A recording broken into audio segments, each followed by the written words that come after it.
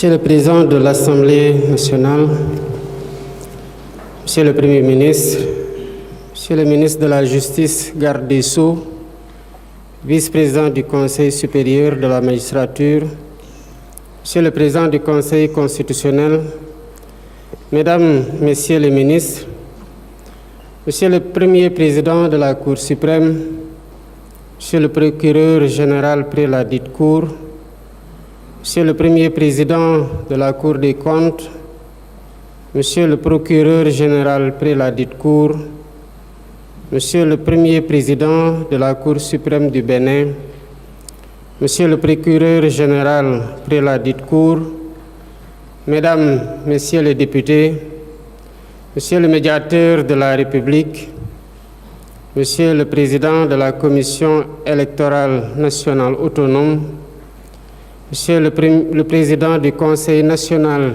de régulation de l'audiovisuel, Mesdames, Messieurs les ambassadeurs et chefs de mission diplomatique, Messieurs les officiers généraux, Messieurs les anciens chefs de la juridiction suprême, Mesdames et Messieurs les recteurs, doyens et professeurs d'université, Monsieur le bâtonnier de l'Ordre des avocats, Monsieur le dauphin du bâtonnier de l'Ordre des avocats, Mesdames, Messieurs les magistrats, Mesdames, Messieurs les avocats, Madame, Messieurs les présidents des ordres professionnels, Mesdames, Messieurs les administrateurs des greffations entre les différents pouvoirs et les institutions, la gardienne des libertés individuelles et collectives, le bouclier qui protège chaque citoyen de l'arbitraire. Sous ce rapport, les justiciables doivent sentir que la justice est un rempart contre l'arbitraire et non un instrument d'arbitraire. C'est pourquoi l'une des premières décisions de mon mandat a été de convoquer les assises de la justice autour du thème « La réforme et la modernisation de la justice ». Ce dialogue national que j'ai voulu inclusif et participatif a permis à des représentants de tous les secteurs socio-professionnels organisés en commission de dresser un diagnostic approfondi et précis sur la justice afin de la débarrasser de ces maux. Ces commissions ont formulé par la suite des recommandations dont la mise en œuvre permettra d'humaniser le visage de la justice, de rendre plus performant le service public de la justice. D'ores et déjà, j'ai mis en place le comité de rédaction des recommandations consensuelles issues des assises de la justice. Ce comité a pour mission de matérialiser les réformes nécessaires afin, entre autres, que les exigences de l'état de droit soient mieux prises en charge par les acteurs du monde de la justice. En effet, il faut rapprocher la justice du peuple au nom duquel elle est rendue. Le monde judiciaire a des défis immenses à relever et doit s'ouvrir au questionnement, à la remise en cause, au changement et à la modernisation. Il doit nécessairement s'ouvrir à l'instar de tous les corps de la République, au monde extérieur, car l'exigence d'un contrat social repensé nous interpelle tous. Un système clôturé à lui-même ne permet pas de faire peuple. Gardons-nous tous de la tentation de l'entre-soi et du repli. Monsieur le Premier Président, j'ai écouté avec beaucoup d'intérêt vos contributions. Les conclusions des assises de la justice permettront de répondre aux problématiques les plus urgentes. Le thème qui nous réunit aujourd'hui porte sur le droit de grève et la préservation de l'ordre public. Il constitue une invite aux acteurs judiciaires à réfléchir sur l'équilibre délicat mais essentiel entre le respect des droits et le bon ordre communautaire. Monsieur Latirignan, conseiller délégué à la Cour suprême, que je félicite, vient de poser avec beaucoup de pertinence les termes de cette réflexion. Le droit de grève composante essentielle de la liberté syndicale et fondamentale, parce que consacré tant au plan national qu'au niveau international. Il est garanti par la Constitution et réaffirmé par les normes internationales telles que les conventions de l'Organisation internationale du travail. Il s'agit essentiellement de la Convention numéro 87 sur la liberté syndicale et la protection du droit syndical de 1948, ainsi que de la Convention numéro 98 sur le droit d'organisation et de négociation collective de 1949. Le droit de grève est ainsi reconnu par notre Constitution en son article 25, qui précise cependant qu'il doit s'exercer, je cite, dans le cadre des lois qui le régissent. Fin de citation. Ce droit peut être présenté comme l'expression la plus aboutie de notre engagement pour les droits fondamentaux des travailleurs. Il ne s'exerce pas dans l'anarchie, pour autant qu'il doit s'affirmer dans le respect des conditions posées par le Constituant à l'article 25 de notre loi fondamentale, à savoir ne pas porter atteinte à la liberté de travail, ni mettre en péril l'entreprise ou les services publics essentiels. Cela signifie que le droit de grève doit s'accommoder dans sa mise en œuvre du respect de l'ordre public. Il est donc aménagé pour assurer la préservation de la sécurité publique, de la salubrité, de la santé ou encore de la tranquillité publique. Composante essentielle de notre démocratie, le droit de grève donne voix aux revendications légitimes des travailleurs. Il ne doit pas être un prétexte pour compromettre la liberté de travail et la continuité du service public. Il y a un équilibre à rechercher et à promouvoir entre, d'une part, l'intérêt général et les intérêts particuliers des professionnels, d'autre part. Il en résulte que son exercice s'effectue dans le respect des droits collectifs, notamment dans des secteurs cruciaux tels que la santé, l'éducation et la sécurité publique. Dans ce sens, le Code du travail et le statut général de la fonction publique ont prévu les conditions requises pour un exercice licite du droit de grève. La loi numéro 61-33 du 15 juin 1961 portant statut général des fonctionnaires prévoit en effet des obligations telles que le préavis et le respect des services minimums qui garantissent la continuité des fonctions vitales de l'État. Le respect du bon ordre justifiera ainsi des réquisitions qui sont une limite importante mais nécessaire au droit de grève.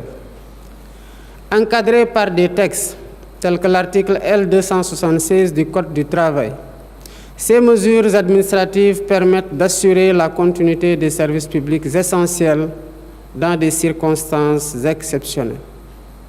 Ces secteurs incluent non seulement les services publics administratifs, mais aussi des entreprises à vocation d'intérêt public, comme celles fournissant l'eau, l'électricité ou les transports en commun. Toutefois, il est essentiel que les réquisitions soient prises avec discernement et appliquées avec rigueur. Elles doivent respecter le principe fondamental de la proportionnalité, dans le but de préserver l'intérêt général sans compromettre la liberté syndicale ou vider le droit de grève de sa substance. Ces mesures, bien que nécessaires dans certains cas, doivent toujours être prises avec le souci de maintenir un équilibre entre la protection des droits individuels et la préservation des intérêts vitaux. La justice sénégalaise a, à plusieurs reprises dans sa jurisprudence, affirmé que le droit de grève doit être concilié avec la préservation de l'intérêt général. Les acteurs ne doivent donc pas perdre de vue que dans l'esprit de la loi, le préavis a pour objectif noble d'asseoir un cadre de concertation dans le but ultime d'éviter l'arrêt brutal et concerté du travail. J'encourage en conséquence les inspecteurs du travail et de la sécurité sociale et les magistrats compétents à promouvoir la conciliation qui est un levier important du dialogue social, car l'ordre public dépasse les seules prérogatives de l'État. Il est un bien commun reposant sur la sécurité, la tranquillité, la salubrité et le respect des libertés. Le Haut Conseil du dialogue social, qui a pour mission de procéder à des facilitations et à des médiations entre les acteurs sociaux, a également son importance dans la préservation de la stabilité dans le monde du travail. Dans ce sillage, le gouvernement dirigé par le Premier ministre, M. Ousmane Sonko, s'est engagé à renforcer les cadres de dialogue entre les différentes parties prenantes que sont les travailleurs, les employeurs et les autorités publiques. Au demeurant, le succès de l'agenda national de transformation Sénégal 2050 repose sur notre capacité à garantir une stabilité politique et sociale durable et à coordonner les efforts de tous les Sénégalais. La justice doit être garante en dernier ressort de la stabilité sociale. Chaque juge, dans l'intimité de sa conscience, doit toujours interroger son propre rapport à l'éthique et à la vérité, et dire le droit sans céder à l'injustice. La justice doit participer à cet effort d'introspection pour fortifier notre cohésion nationale, pour que plus jamais la récente histoire qui a traversé la période 2021-2024 ne se reproduise. Pour le droit de grève, je vous informe que les services techniques compétents travaillent à l'élaboration des réformes juridiques visant à clarifier davantage les conditions d'exercice du droit de grève dans les secteurs stratégiques. Par ailleurs, des mécanismes alternatifs de règlement des conflits collectifs de travail, à savoir l'arbitrage et la médiation, seront consacrés par ces réformes. Je saisis donc cette occasion pour appeler à un exercice responsable du droit de grève. La défense des intérêts professionnels ne doit jamais se faire au détriment de la paix sociale et de la stabilité de notre nation.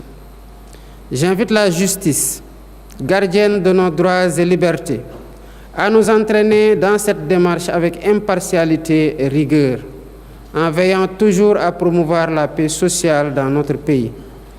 Les employeurs et l'État doivent, quant à eux, accorder une attention bienveillante aux revendications légitimes des travailleurs.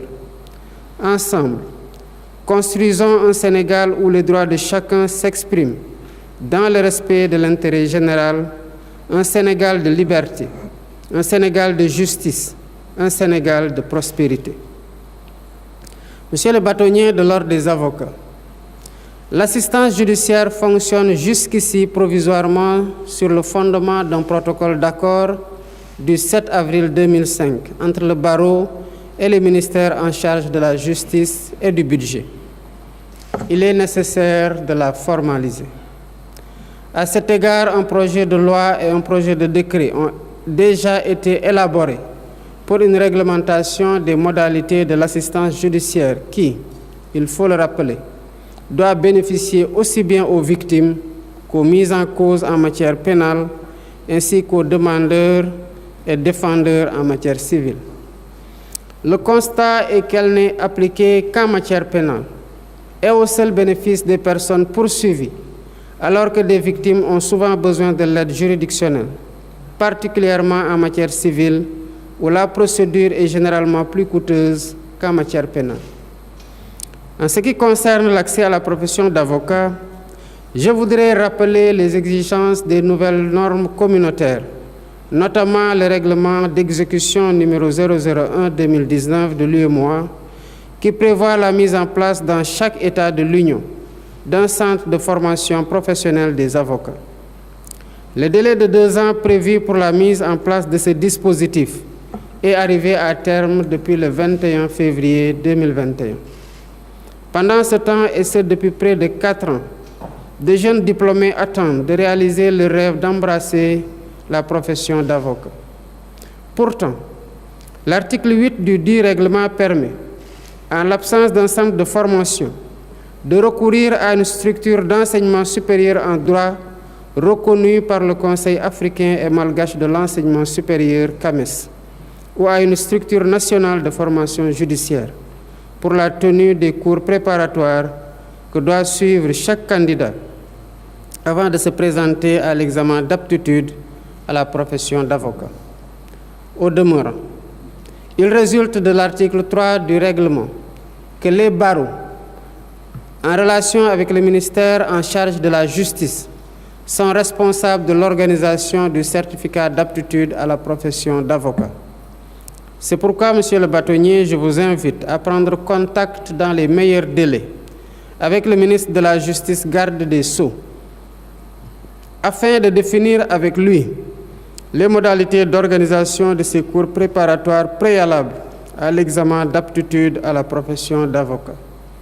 Pour conclure, je salue les efforts du garde des Sceaux, ministre de la Justice et de ses équipes, ainsi que de tous les acteurs du monde judiciaire pour la préparation et la parfaite organisation de cette rentrée solennelle des cours et tribunaux. Je réaffirme mon engagement à œuvrer pour la réforme et la modernisation de la justice, afin de consolider l'état de droit et la cohésion nationale. Monsieur le Premier Président de la Cour suprême, Monsieur le Procureur général près la dite Cour, Monsieur le bâtonnier de l'Ordre des avocats, il ne me reste plus qu'à souhaiter une bonne et heureuse année 2025 à tous les membres de la compagnie judiciaire ainsi qu'à leurs familles. Je déclare ouverte l'année judiciaire 2025 et vous remercie de votre aimable attention. L'audience est levée.